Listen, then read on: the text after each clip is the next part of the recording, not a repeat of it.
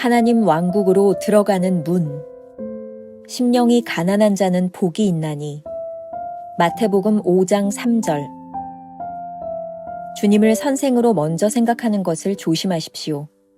만일 예수 그리스도께서 선생에 불과하다면 그분이 할 수 있는 모든 것은 내가 다다를 수 없는 기준을 세워놓고 약을 올리는 것입니다. 내가 도무지 다다를 수 없는 이상을 제시하는 것이 무슨 소용이 있습니까? 모르는 것이 훨씬 행복할 것입니다. 내가 절대로 될 수 없는 상태를 말하는 것이 무슨 유익이 있습니까?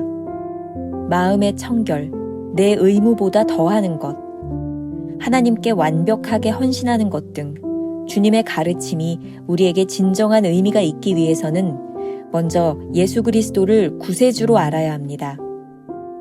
그렇지 않으면 산상수훈은 나로 절망에 빠지게 하는 이상밖에는 되지 못합니다. 하나님의 영으로 거듭날 때 우리는 예수 그리스도께서 가르치기만을 위해 오신 것이 아님을 알게 됩니다. 주님은 내가 주께서 가르치신 대로 될 수 있도록 나를 만들기 위해 오셨습니다. 구속이란 예수 그리스도의 삶을 주관했던 그 심성을 주께서 누구에게든지 넣으실 수 있다는 뜻입니다. 하나님께서 주신 모든 삶의 표준은 그 심성을 가지고 있다는 전제로 주어진 것입니다. 산상수훈은 거듭나지 않은 사람들에게는 좌절을 만들어냅니다. 이는 예수님께서 의도하신 바입니다. 우리가 자기 의에 속아서 주님의 가르침을 수행할 수 있다고 착각하는 한 하나님께서는 우리가 어떤 난관을 만나 자신의 무지를 깨달을 때까지 계속 내버려 두십니다. 그러면 계속 난관을 만나게 되어 자신의 영적 빈곤을 깨닫게 되면서 주께 나아가 손을 벌리게 되는 것입니다. 마음이 가난한 자는 이것이 하나님의 왕국에 들어가는 첫째 원칙입니다. 예수 그리스도의 나라에 들어가는 문은 가난이지 풍요가 아닙니다. 예수 그리스도를 위한 나의 결정에 의해 들어가는 것이 아니라 자신에 대해 완벽하게 무용지물이라는 사실을 의식할 때 들어가게 되는 것입니다. 나는 아무것도 할 수 없습니다. 이때 주님이 말씀하십니다. 네가 복이 있도다. 이것이 바로 왕국의 입구입니다. 아쉽게도 우리가 가난하다는 것을 깨닫는 데는 오랜 기간이 걸립니다. 그러나 자신의 가난함에 대한 깨달음은 예수 그리스도께서 역사하시는 영적 전선으로 우리를 이끌어갑니다.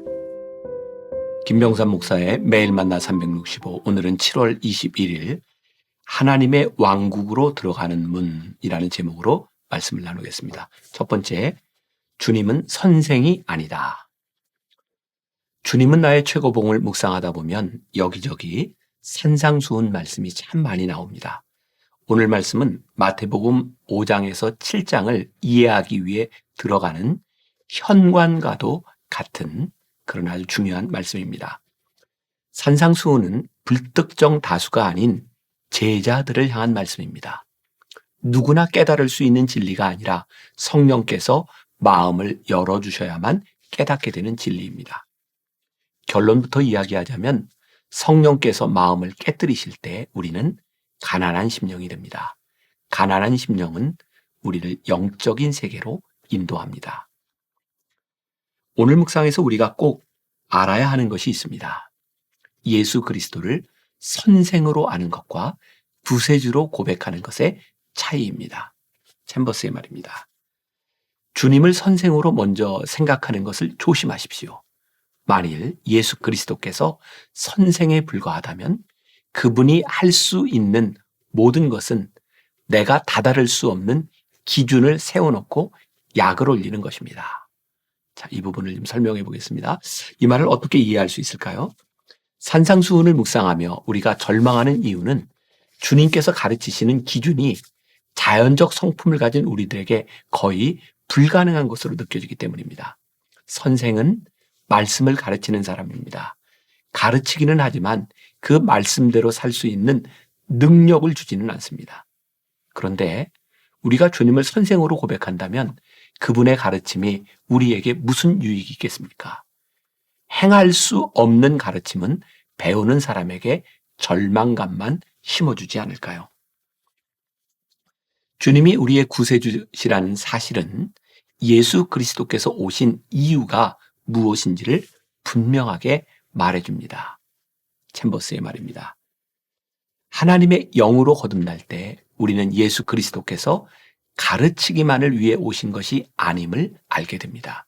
주님은 내게 주께서 가르치신 대로 될 수 있도록 나를 만들기 위해 오셨습니다. 주님께서 우리를 구원하신다는 것은 그분의 온 삶을 다스린 품성을 우리에게도 주실 수 있다는 뜻입니다. 산상수훈 말씀을 통해 하나님이 주신 모든 기준은 바로 이런 품성을 전제로 하고 있습니다. 불가능을 가능하게 하는 것, 변할 것 같지 않은 우리의 성품을 변화시키는 것이 복음의 능력입니다. 우리가 기억해야 될 한 줄 노트.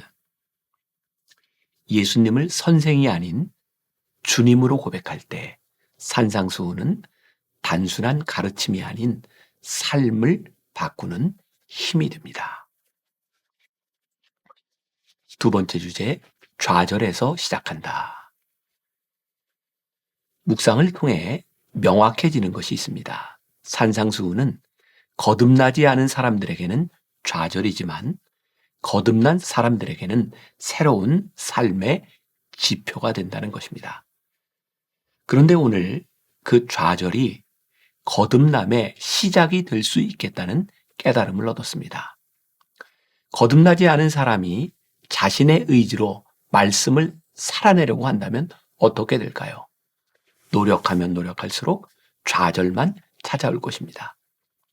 그런데 주님께서는 더 큰 난관을 만나 자신의 무지를 깨닫게 하시려고 이러한 상태를 내버려 두십니다. 자신이 아무것도 할 수 없는 상태는 영적 빈곤을 의미합니다. 가난한 자는 손을 내밀어 도움을 요청할 수밖에 없습니다. 우리가 철저하게 영적 빈곤 상태가 되면 주님을 향해 도움을 요청합니다. 챔버스의 글입니다. 마음이 가난한 자는, 이것이 하나님의 왕국에 들어가는 첫째 원칙입니다. 예수 그리스도의 나라에 들어가는 문은 가난이지 풍요가 아닙니다. 카일 아이들먼 목사가 나의 끝, 예수의 시작이라는 책에서 그러한 크리스천의 역설을 적절하게 잘 설명해주고 있는 것 같습니다. 조금 읽어드리죠. 심령이 파산한 자는 복이 있나니 완전히 파산해서 내놓을 게 하나도 없는 자는 복이 있나니. 생각할수록 충격적인 말씀이다. 나의 끝에 이르러 내놓을 것이 하나도 없다는 사실을 절감할 때 비로소 내 안에서 하나님의 나라가 시작된다니 이 세상의 논리와는 철저히 대치된다. 쫄딱 망한 사람은 어떻게 행동하는가? 세상이 자기 손바닥 안에 있는 것처럼 굴지 않는다. 모든 답을 알고 있는 것처럼 거들먹거리지도 않는다. 그의 심령은 시궁창에 처박혀 있다. 그런데 예수님은 바로 이런 심령을 칭찬하신다. 세상은 늘 자신감을 내비치라고 가르친다. 요컨대 심령이든 뭐든 부유하라. 쓰레기 더미 위가 아닌 세상의 꼭대기에 서라 라고 말이다. 하지만 하나님 나라는 잔고가 0이 될 때 시작한다. 내놓을 거라고 눈을 씻고 찾아봐도 없을 때 비로소 전진하기 시작한다. 이 얼마나 혁명적인 개념인가. 여기서 우리는 다시 한번 진리를 확인합니다. 하나님의 나라는 주님을 위해 우리가 무엇을 하겠다는 결심 때문이 아니라 스스로 완전하게 아무것도 할 수 없음을 의식함으로 들어갑니다. 이제 산상수훈 말씀을 주신 이유를 정확히 이해할 수 있습니다. 나는 아무것도 할 수 없습니다 라고 말할 때 주님은 우리에게 말씀하십니다. 너에게 복이 있구나. 이제 우리가 하나님 나라 입구에 있기 때문입니다. 우리가 영적으로 가난해지는 것도 역시 오랜 시간이 걸리는 일입니다. 챔버스가 말하는 것처럼 영적 생활에는 과정과 훈련이 필요합니다. 그러니 한순간에 무엇을 이루려고 조바심 내지 마십시오. 요즘 당신의 삶에서 좌절을 많이 느낀다면 하나님께서 우리 삶에 역사하실 때가 되었다는 것을 기억하십시오. 당신이 좌절의 문턱에서 진정으로 복 있는 자가 되었으니 말입니다. 우리가 기억해야 될 한 줄 노트. 저는 아무것도 할 수 없습니다. 라고 고백할 때 주님은 내게 복이 있도다 라고 말씀하십니다. 오늘 하루 이런 질문을 가지고 살아보겠습니다. 당신의 심령은 가난합니까? 완전한 영적 무기력을 경험했습니까? 그렇다면 절망할 때가 아니라 기뻐해야 할 때임을 기억하십시오. 기도하겠습니다. 오늘 말씀을 통해 우리가 주님을 어떻게 믿고 있었는지 우리의 신앙을 점검합니다. 혹시 우리는 예수님을 선생님이라 칭하며 주님의 말씀이 너무 어렵다고 절망 가운데만 머물러 있지 않았습니까? 주님은 우리에게 선생님이 되실 뿐만 아니라 주가 되셔서 말씀을 행할 수 있는 능력도 우리들에게 주십니다. 우리의 영혼이 가난해질 때, 우리의 영이 절망감을 느낄 때, 우리들의 삶이 완전히 무기력해질 때 주님은 우리들에게 내가 복이 있다고 말씀하시며 우리들에게 말씀대로 살아갈 능력을 주시는 분이십니다. 혹시라도 아직 너무 교만해서 주님 앞에 나를 내려놓지 못했던 사람들, 아직도 내가 무언가를 할 수 있다고 의지만을 주장했던 사람들이 있다면 오늘 하나님 앞에 정직하게 내가 할 수 없음을 고백하며 주님, 나는 이제 가난합니다. 주님 나를 도와 주시옵소서. 그렇게 요청하며 영광의 문에 들어갈 수 있는 주의 백성들이 되게 하여 주옵소서. 예수님의 이름으로 기도했습니다. 아멘.